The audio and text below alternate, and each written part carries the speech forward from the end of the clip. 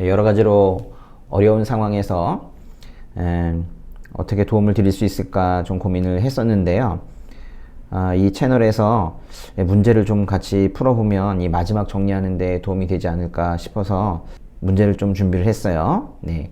문제는 네이버 카페 명쌤닷컴에 들어가시면은 그 자료실에 올려놓았고요. 그걸 먼저 풀어보신 다음에 이 영상을 계속 보시면 좋겠습니다. 네, 1번 문제 보겠습니다. 관습법상 기간과 기한에 대한 설명으로 옳지 않은 것은? 여기 보시면은 기간과 기한이라고 그랬는데요. 기간과 기한. 기간과 기한은 어디에 나오나요? 이거는 법의 8조입니다. 기간과 기한 규정에 보시면은 기간 규정이 두 개가 있고요. 그리고 나머지는 기한인데요. 여기 보세요. 표현이 조금씩 다르죠? 기한이죠. 여기도 기간이 두 개, 그리고 나머지는 이제 기한인데, 법의 8조로 한번 가보겠습니다.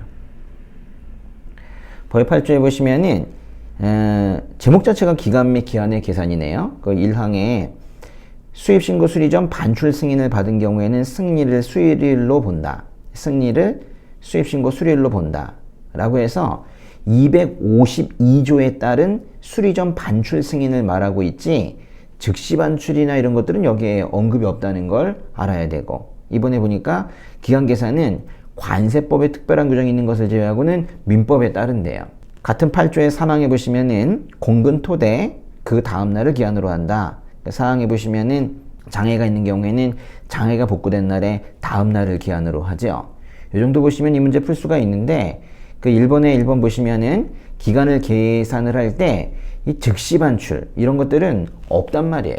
이 내용 자체가 맞냐 틀리냐가 아니라 아예 이것 자체가 8조에 언급이 없단 말이에요. 253조가 언급이 있는 것이 아니라 252조에 수입신고 수리 전 반출 승인일을 수입신고 수리일로 보죠. 뭐 신고일도 틀리고 수입신고일도 틀리고, 이건 뭐가 하나 틀렸다고 할 정도가 아니고 아예 이런 규정 자체가 없습니다. 답은 1번입니다. 근데 2번 보시니까 기간의 계산은 관세법에 특별한 규정이 있는 것을 제외하고는 민법에 따른다 그랬는데, 이 민법이라는 것도 잘 알아두시지만은 요 민법과 관세법의 요 자리가 혹시라도 바뀌지 않을까, 그것도 좀 신경을 써 두셔야 되고, 동그라미 3번에 보시면 우리 흔히 외우고 있는 공근토대 있죠? 잘 보셔야 돼요. 이 그 다음날을 기한으로 할 때 공근토대, 그는 여기 있네요. 그죠? 공근토 대통령령, 그렇죠? 예, 이 대통령령도 기획정구령으로 바뀔 가능성이 있으니까 잘 봐두시고, 그 다음에 동그라미 4번에 보시면은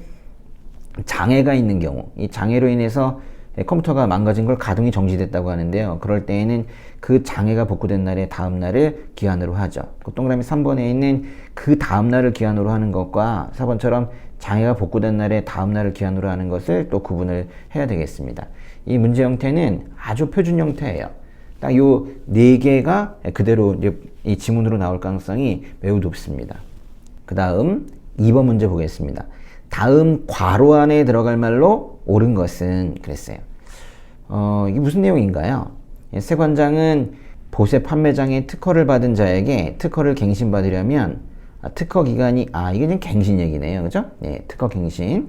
특허를 갱신받으려면 특허 기간이 끝나는 날에 뭐뭐 전까지 갱신 신청을 해야 된다라는 사실을 알려야 된다는 거예요. 이게 세관장이 이 갱신을 해야 된다는 걸 미리 알려야 된다라는 겁니다. 이게 여기서 지금 묻고 있는 것이 언제까지 알려야 되느냐라는 거죠. 그렇죠? 일단은 갱신은 언제까지 신청을 해야 되는지, 또 미리 알리는 것은 언제까지 알려야 되는지인 거죠. 그러니까 요 가와 관련되어 있는 표현은요, 이 가와 관련되어 있는 거는 갱신을 신청하는 거죠. 그렇죠? 이렇게 연결이 되는 거예요. 근데 요 나에 관련되어 있는 것은 미리 알리는 것에 관련이 있는 것이죠. 그렇죠?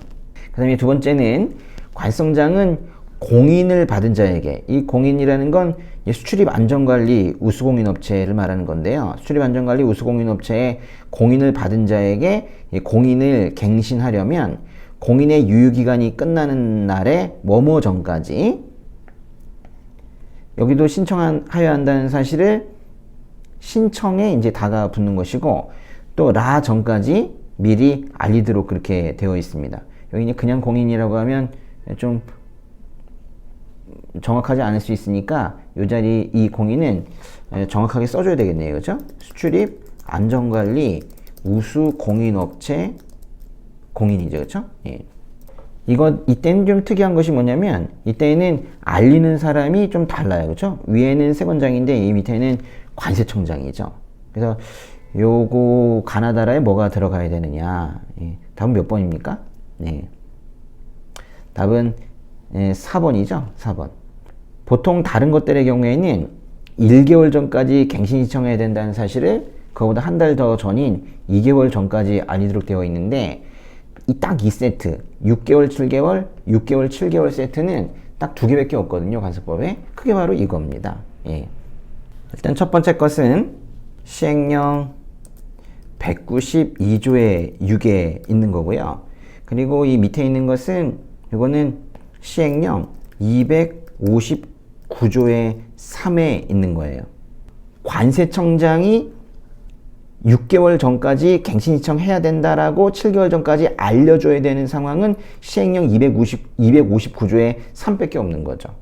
그러니까 혹시라도 시험에서 이 관세청장이 만약에 나온다면은, 그리고 6개월, 7개월 세트가 이게 나온다면은, 이거는 관세법에서 오로지 수출입 안전관리 우수공인업체 공인과만 관련이 있는 그런 제도라는 걸 아셔야 돼요. 그 다음 3번 문제 보겠습니다. 다음 중 관세부가 제척기간의 특례에 대해 잘못 설명한 것 그랬는데요. 이 관세부가 제척기간은 요거는 법의 21조에 있어요. 그리고 법의 22조와 23조는 관세징수권 소멸시효 부분으로 넘어가는 건데요. 이 관세부가 제척기간의 특례라는 것이 뭐예요? 특례라는 것은 이건 아무래도 법의 21조의 1항이 관세부가 제척기간의 어떤 원칙을 말하고 있는 것이고, 거기에 이제 2항에서 관세부가 제척기간이 만료되었다 하더라도 뭔가 세관장이 부가 조치를 할 수 있는 그런 사유들을 지금 말하고 있는 건데요. 21조를 한번 볼까요? 21조의 관세부가의 제척기간 부분입니다. 거기 보세요. 1항이 관세를 부과할 수 있는 날부터 5년이 지나면 부과할 수 없다 그랬죠. 그리고 관세 포탈, 부정환급, 부정감면을 받은 경우에는 그 관세부가의 제척기간이 이렇게 10년으로 연장이 됩니다. 그러니까 5년 지나거나 10년이 지나면 더 이상 관세 부과권을 행사할 수 없다는 거예요. 그런데 그 밑에 2항에 보시면은 다음 각호의 어느 하나에 해당하는 경우에는 제1항에도 불구하고, 즉 1항은 관세부가 제척기간에 대한 설명인데, 그러니까 제척기간이 만료되었다 하더라도 어떤 결정 판결이 확정되거나 회신을 받는 날부터 1년 이내, 또 경정청구일, 결정 통지일부터 2개월이 지나기 전까지는 세관장이 경정이나 그 밖에 필요한 처분을 할 수 있도록 하고 있는 거예요. 근데 중요한 것은 1년이 더 주어지는 것은 1호부터 5호까지고 2개월이 더 주어지는 것은 6호, 7호인 것이죠. 보시면은 1호, 2호, 3호 좀 비슷한 거네요. 그죠? 이의신청, 심사청구, 심판청구, 감사원 심사청구에 대한 결정, 행정소송 판결, 그리고 이제 4호에 압수물품 반환 결정이 있고, 5호가 원산지 증명서 확인 자료 진위 여부 정확성 등 확인 요청을 해서 외국으로부터 회신을 받은 경우를 얘기하고 있죠. 근데 6호, 7호가 중요한 것인데, 6호, 7호, 6호는 제38조의 3 제2항, 제3항, 38조의 4 제1항은 모두가 다 경정청구 이야기입니다. 그러니까 그거는 앞에 말은 오히려 중요하지 않고 뒷부분에 경정청구가 있는 경우, 그 모든 경정청구의 경우에 경정청구일부터 2개월이 지나기 전까지는 경정이나 그 밖에 필요한 처분을 할 수 있다라는 얘기죠. 그러니까 7호에 보시면은 과세액 조정 신청에 대한 결정 통지라고 그랬는데, 이 결정 통지 38조의 4가 뭔지 아십니까? 38조의 4도 잠깐 보고 올게요. 38조의 4는 수입물품의 과세액 조정에 따른 경정인데, 이거 어떤 상황입니까? 납세무자가 충격을 받은 거죠. 국세청 쪽에서, 세무서 쪽에서 연락이 온 거예요. 그들이 주장하는 거래가격과 관세법에 따라 이 통관을 했었던 이 과세가격 간에 차이가 발생을 했대요.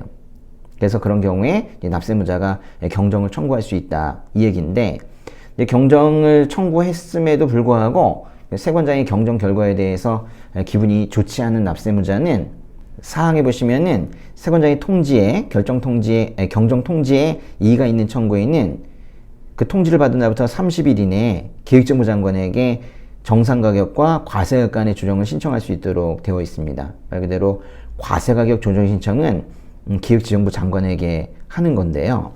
이게 바로 법제 38조의 4의 제4항입니다. 기억을 하신 상태에서 다시 돌아가도록 할게요.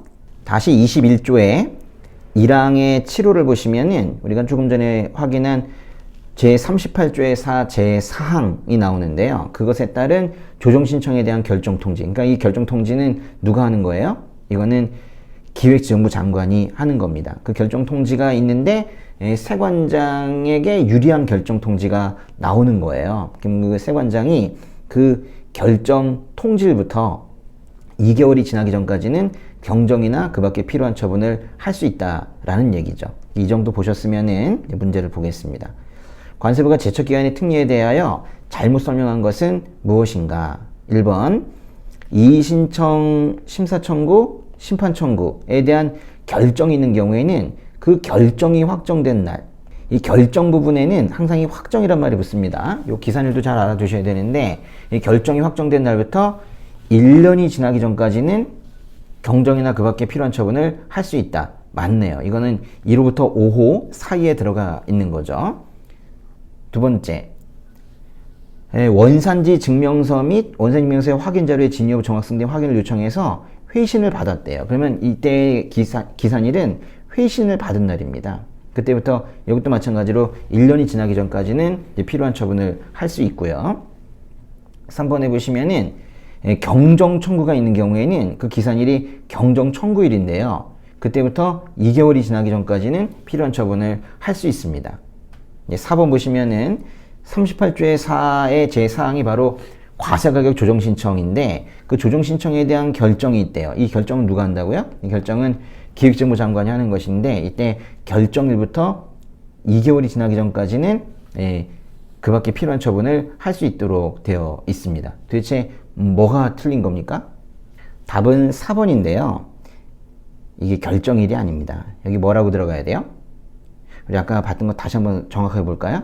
보세요. 결정일이 아니었네요. 그렇죠? 결정 통지일이었습니다. 결정 통지일부터 2개월이에요. 그래서 이게 지금 단순하게 1년과 2개월만 구분할 것이 아니라 이렇게 기산일 있죠. 이것도 정확하게 알아두셔야 되는 거예요. 아주 중요한 문제네요. 이 문제 계기로 해서 법의 21조를 다시 한번 검토하도록 그렇게 하세요. 그 다음 4번 문제 보도록 하겠습니다. 관세법상 잠정가격 신고에 대한 설명으로 옳지 않은 것은, 이 잠정가격 신고는 몇 조에 나오냐면요. 이거는 법의 28조죠. 법의 28조. 예. 잠정가격 신고에 대한 설명으로 옳지 않은 것. 1번 볼게요. 납세무자는 가격 신고할 때 신고해야 할 가격이 확정되지 아니한 경우, 이럴 때 잠정가격 신고하죠. 대통령령으로 정하는 경우에는, 여기 보시면은 여기 경우가 2번 나왔는데 어떤 경우냐면 가격 신고할 때 신고할 가격이 확정되지 아니한 경우인데 아주 구체적인 경우는 이거는 대통령령으로 정하겠다라는 거예요. 실제로 잠정가격 신고 대상은 대통령령에 나오지 않습니까? 예. 이 경우에 신고의 방법과 그 밖에 필요한 사항도 대통령령으로 정한다. 예, 맞습니다. 이번에 납세무자는 잠정가격으로 가격 신고를 했을 때 대통령령으로 정하는 기간 이내에 해당 부품이 확정된 가격을 세관자에게 신고해야 된다. 여기서 지금 중요한 것이 확정된 가격을 세관자에게 신고해야 되는 바로 그 기간을 말하고 있는 거죠. 이게 바로 확정가격 신고 기간인데 그 확정가격 신고 기간은 그거는 대통령령에서 정하겠다는 거예요. 대통령령으로 정하는 기간인 것이죠. 3번 보시면 세관장은 납세무자가 정해진 기간 내에 확정된 가격을 신고하지 아니한 경우, 신고를 안 했대요. 그러면 세관장이 그 적용된 가격을 확정할 수 있습니다. 뭐 납세무자가 원래 해야 되는 확정가격 신고를 제대로 하지 않으면 세관장이 직권으로 확정하는 것은 할 수 있는 일입니다. 다만 납세무자가 폐업 파산 신고, 법인 해산 등의 사유로 확정된 가격을 신고하지 못할 것으로 인정되는 경우, 아무리 기다린다 하더라도 납세무자가 이런 사유들, 폐업 파산 신고, 법인 해산 등의 사유 때문에 신고를 아예 못할 것으로 인정이 된다면 그때는 바로 확정해버리는 게 낫지 않겠습니까? 그런 경우에 그래서 확정가격 신고 기간이 종료되는 즉시 세관장이 가격을 확정하는 게 아니에요. 여기서는 지금 이 부분이 문제인 것 같습니다. 아무리 기다린다 하더라도 확정가격 신고를 할 수 없는 상황인 것 같으면 그걸 왜 기다리겠어요? 세관장이 확정가격 신고 기간이 종료되기 전이라도 확정가격 신고 기간 내에 가격을 확정할 수 있게 해주는 게 그게 더 합리적이겠죠. 일단 그래서 답은 3번입니다.